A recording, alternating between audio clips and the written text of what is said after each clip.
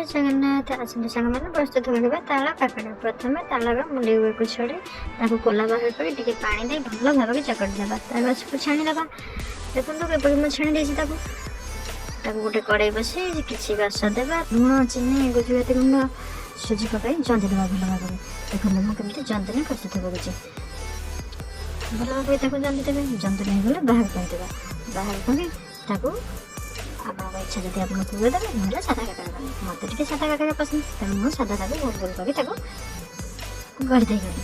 ଦେଖନ୍ତୁ ତେଲକୁ ଗରମ କରି କାକରା ଗୁଡ଼ିକୁ କେମିତି ମୁଁ ଛାଣି ଦେଉଛି। ଦେଖନ୍ତୁ ଛାଣିଲେ ବର୍ଷା ପାଗ ଗରମ ଗରମ କାକରା ଯେଉଁ ମଜା ନା, ଦେଖନ୍ତୁ ପ୍ରସ୍ତୁତ ହୋଇଗଲା ଆମର କେତେ ସୁନ୍ଦର ସ୍ୱାଦିଷ୍ଟ ତାଳ କାକରା। ଆପଣମାନଙ୍କୁ ଯଦି ତାଳ କାକରା ପସନ୍ଦ ହୋଇଥିବ ମୋତେ କମେଣ୍ଟ କରି ନିଶ୍ଚୟ ଜଣାଇବେ। ଆପଣଙ୍କ ଭିଡ଼ିଓଟି ଭଲ ଲାଗିଛି ଲାଇକ୍, କମେଣ୍ଟ, ସବସ୍କ୍ରାଇବ୍ କରି ଜମାରୁ ଭୁଲିବେନି। ନମସ୍କାର, ଜୟ ଜଗନ୍ନାଥ।